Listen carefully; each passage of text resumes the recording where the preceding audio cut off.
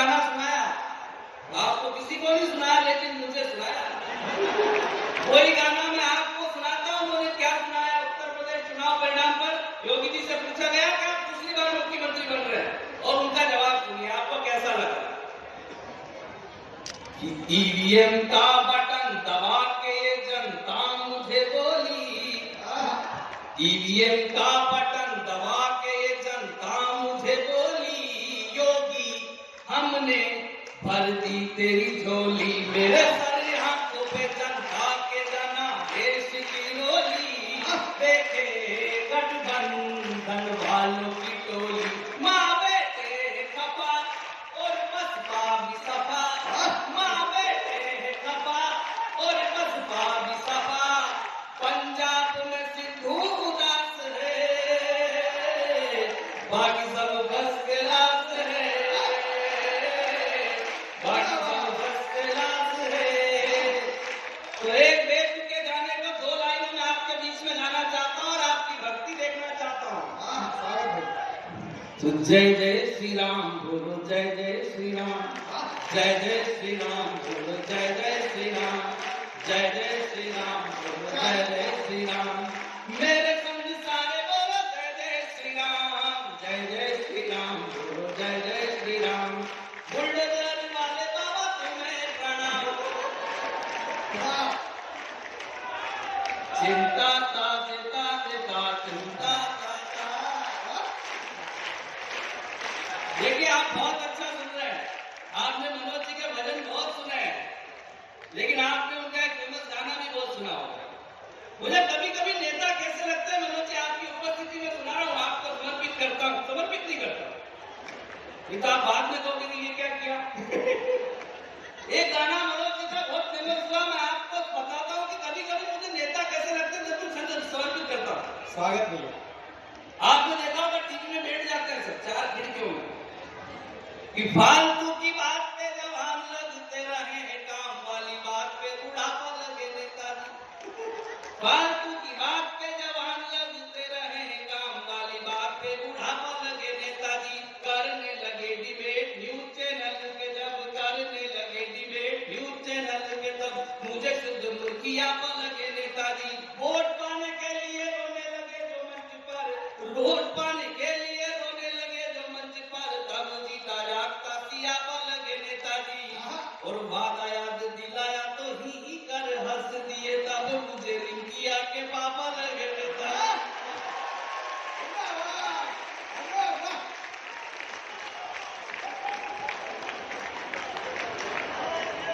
अच्छा हो गया। चिंता का चिंता चिंता चिंता। देखिए, मेरे को समाधान मिला। ईश्वर के आप थोड़ा नजदीक हैं, अपना ख्याल रखिएगा, वरना थोड़ी देर में उससे साक्षात्कार भी हो सकता है। आप ख्याल रखिएगा अपना। मैं प्रारंभ सुनाता हूँ, सुनिएगा, प्रारंभ करता हूँ कि नई फसल के नए जोश के इंकलाब पर बोलूंगा। छठवीं पंक्ति में आप शुरू करेंगे कविता। मुझे हिम्मत की जरूरत तो नहीं है, लेकिन मैं आप लोगों की हिम्मत देखना चाहता हूँ। सुनाता हूँ, सुनिएगा कि नई फसल के नए जोश के इंकलाब पर बोलूंगा, चुप्पी साधे हर सवाल के हर जवाब पर बोलूंगा, मैं अय्याशी करने वाले हर नवाब पर बोलूंगा, मैं अय्याशी करने वाले हर नवाब पर बोलूंगा, तुम अच्छे को अच्छा बोलो, मैं खराब पर बोलूंगा, मुझको कांटों से लड़ना है क्या गुलाब पर बोलूंगा, मैं ही श्रद्धा के हत्यारे आफ्ताब पर बोलूंगा, मैं ही आभार बागेश्वर मैं ही श्रद्धा के हत्यारे आफ्ताब पर बोलूंगा, मैं ही श्रद्धा के हत्यारे आफ्ताब पर बोलूंगा। पाठ मेरे साथ में आया। मुझे कहना था कि मैं कविता सुना रहे हूं, वैसे दूसरा बंदा आप सुनाना मत, तालियां थोड़ी कम बजती है। मैंने कहा कि बागेश्वर के भक्तों ने भी अगर तालियां कम कर दी जिन पंक्तियों को अब सुनाने जा रहा हूं, तो फिर कल से देश में नहीं पढ़ूंगा, लेकिन हौसला आप देंगे तो कविता सुरक्षित रह जाएगी। 6 पंक्तियां बहुत हौसले के साथ आपको सौंपता हूं, समझ जाए तो फिर मुझे आशीर्वाद दीजिएगा। खंजर से 35 टुकड़े उस बेटी के किए गए, तब निवेदन करना चाहता हूं कि खास तौर पर गाता हूं इस तौर बनाया है किसने, खास तौर पर गाता हूं इस तौर बनाया है किसने, शांत भाव से खड़े मौन को शोर बनाया है किसने, शांत भाव से खड़े मौन को शोर बनाया है किसने, उत्तर दो कि मौसम या कमजोर बनाया है किसने, भारत का कानून कहो कमजोर बनाया है किसने, शहरीले नागों का पर हिंदुस्तान की छाती पर सरेआम खंजर चलता है संविधान की छाती पर।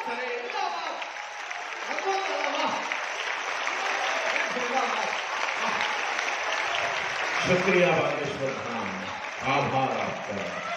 सरेआम खंजर चलता है संविधान की छाती पर, सरेआम खंजर चलता है संविधान की छाती पर।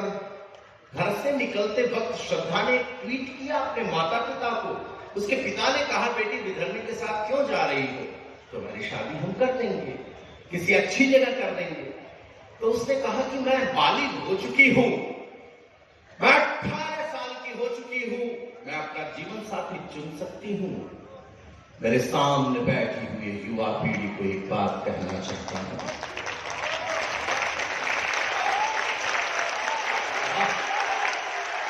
मेरे सामने बैठी हुई युवा पीढ़ी को एक बात कहना चाहता हूं, मेरी बात संभालना, जोश के साथ होश में मेरी बात मेरे दोस्तों संभाल लेना।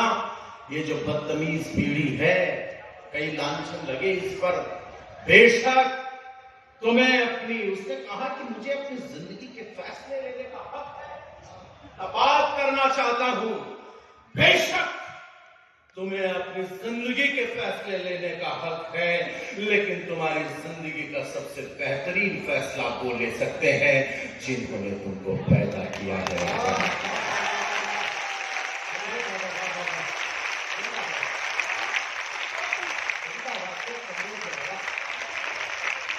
चली गई 35 टुकड़ों में कटी हुई मिलती है कविता में। आज मैं कोई कविता करने नहीं आया हूं बागेश्वर धाम में। मैं जब रास्ते में सोचता हुआ आ रहा था कि क्या चढ़ाऊं बाबा के चरणों में, तो ये पंक्तियां हैं, ये 6 पंक्तियां जो मैं इस पीढ़ी को चढ़ाना चाहता हूं, मेरे युवाओं को देकर जाना चाहता हूं, ताकि मेरी एक भी बहन अगर इन केसरिया राहों से उन हरी पगडंडियों की तरफ जा रही हो तो वो लौट करके आ जाए और शोक चारण के बात कहना चाहता है। और हिम्मत के साथ संभालना, मुझे डरे हुए लोगों की जरूरत नहीं है, मुझे उन लोगों की जरूरत है जो जान हथेली में लेकर चला करते हैं, जो लोगों को कविता सुनाना चाहिए।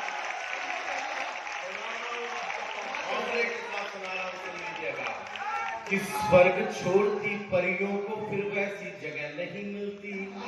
दूसरी पंक्ति में आप समझ जाएंगे अशोक क्या कह रहा है, कि स्वर्ग छोड़ती परियों को फिर वैसी जगह नहीं मिलती। घर छोड़ा उसने आफताब के लिए, जिंदगी में अंधेरा हो गया। स्वर्ग छोड़ती परियों को फिर वैसी जगह नहीं मिलती, स्वर्ग छोड़ती परियों को फिर वैसी जगह नहीं मिलती। जो घर को छोड़े उनको घर जैसी जगह नहीं मिलती। जो घर आभार बागेश्वर, आप समझते हैं कविता, मुझे धन्य कर दिया आपने कविता सुनकर। स्वर्ग छोड़ती परियों को फिर वैसी जगह नहीं मिलती, स्वर्ग छोड़ती परियों को फिर वैसी जगह नहीं मिलती। जो घर को छोड़े उनको घर जैसी जगह नहीं मिलती। मर्यादा की रेखा से जब पार चरण हो जाता है, अंतिम पंक्ति में या तो एक हाथ ना हो, बस एक ताली ना हो इस मैदान में, या फिर जगे हुए हर व्यक्ति का हर हाथ आसमान में होगा। मैं 4 पंक्तियों में एक आंदोलन यहां पर खड़ा करके जाना चाहता हूं कि स्वर्ग छोड़ती परियों को फिर वैसी जगह नहीं मिलती। जो घर को छोड़े उनको घर जैसी जगह नहीं मिलती। मर्यादा की रेखा से जब पार चरण हो जाता है, पंचवटी से तब सीता का मानहरण हो जाता है। पंचवटी से तब सीता का मानहरण हो जाता है। नीर छोड़कर पंछी के बच्चे यूं ही अकुलाते हैं। या तो एक ताली नहीं यार हाथ आसमान में होगा। ये 2 पंक्तियां कहना चाहता हूं, पंक्तियां निवेदन करना चाहता हूं। पंचवटी से तब सीता का मानहरण हो जाता है। पंचवटी से तब सीता का मान हरण हो जाता है। नीड़ छोड़कर पंछी के बच्चे यूं ही अकुलाते हैं। पेड़ छोड़ने वाले फल चाकू से काटे जाते हैं।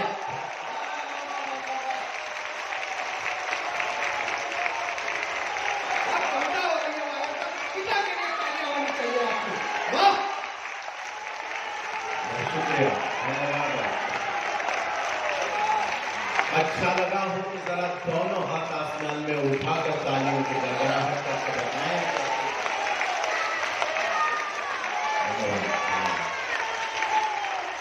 मेरी माताएं बहनें खड़ी हो गई, मुझे अच्छा लगा इस बात पर।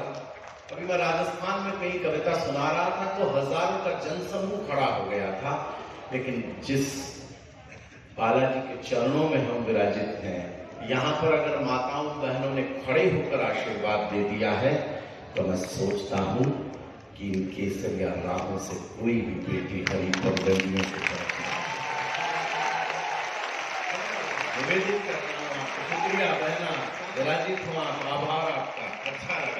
अच्छा लगा। बैठ जाएं आप, बैठ जाएं, बैठकर आशीर्वाद दें मुझे। ये दोनों बेटियां जो जा रही हैं तुरंत पकड़कर बिठा लो, क्योंकि ये जो दो छंद सुनाने मुझे दोनों को सुनाने आराम से लीजिएगा। कि स्वर्ग छोड़ती परियों को साहब बहुत हौसले के साथ कह रहा हूं, महाराष्ट्री आपके चरणों में जो पंक्तियां चढ़ाने के लिए लाया हूं, चढ़ाते थे। हम भी ये चाहेंगे कि सद्भाव हमारा बना रहे। हिंदू मुसलमान कभी किया नहीं मैंने, जरूरत भी नहीं है इस देश में हिंदू मुसलमान करने की, लेकिन जो कहना चाहता हूं उस पर निर्भीक लोगों का निर्भीक समर्थन चाहता हूं। कविता का आंदोलन और बड़ा करना चाहता हूं, आपके बीच सुनाता हूं, सुन लीजिएगा। हम भी ये चाहेंगे कि सद्भाव हमारा बना रहे। हम भी ये चाहेंगे कि सद्भाव हमारा बना रहे। गले लगाती बाहों का फैलाव हमारा बना रहे। संविधान का पद देकर के मान दिया अंसारी को, राष्ट्रपति अब्दुल कलाम एटम के प्रबल पुजारी को। इन मंचों पर हम हमीद के बलिदानों को गाते हैं। इन मंचों पर हम हमीद के बलिदानों को गाते हैं। अशफाकुल्लाह के चरणों में अपना शीश झुकाते हैं। अशफाकुल्लाह के चरणों में अपना शीश झुकाते हैं। अशफाकुल्लाह के चरणों में अपना शीश झुकाते हैं।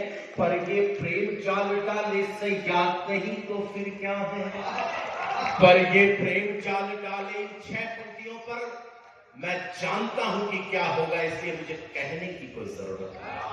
मंच का आशीर्वाद मुझे मिल रहा है, आपका मिल रहा है। ये 6 पंक्तियां पढ़ना चाहता हूं बहुत हौसले के साथ, बहुत खुददारी के साथ सुना रहा हूं, सुन लीजिएगा। निवेदन करना चाहता हूं। संविधान का पद देकर के मान दिया अंसारी को। इन मंचों पर हम हमीद के बलिदानों को गाते हैं। अशफाकुल्लाह के चरणों में अपना शीश झुकाते हैं। पर ये प्रेम जाल डाले से याद नहीं तो फिर क्या है। पर ये प्रेम जाल डाले से याद नहीं तो फिर क्या है। खून सना ये खंजर मुर्दाबाद नहीं तो फिर क्या है। खून सना ये खंजर मुर्दाबाद नहीं तो फिर क्या है। इंसानी फितरत से ये बर्बाद नहीं तो फिर क्या है। इंसानी फितरत से ये बर्बाद नहीं तो फिर क्या है। इश्क सूलियों पर टांगे जल्लाद नहीं तो फिर क्या है। बेटी के टुकड़े टुकड़े ने चीख चीख कर यही कहा, तुम ही बोलो कि ये लफ्ज़े हाथ नहीं तो फिर क्या है।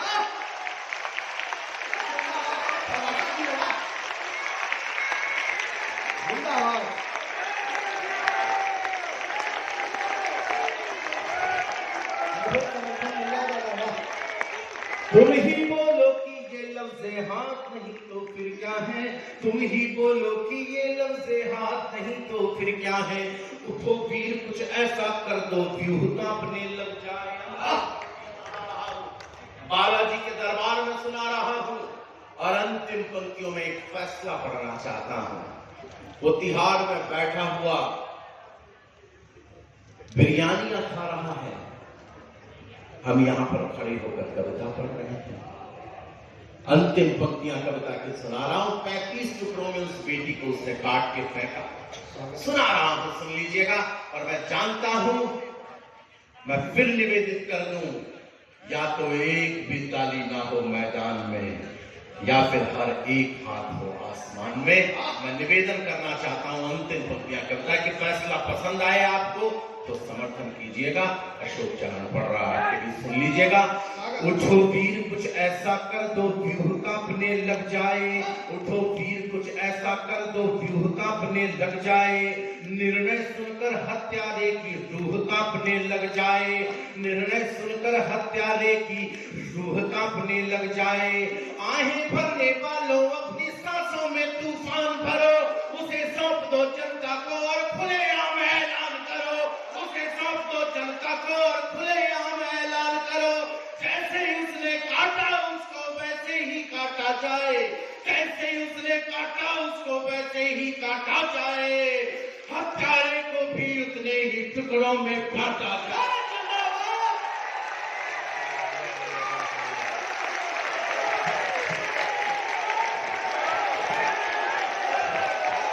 उतनी कमजोर ताली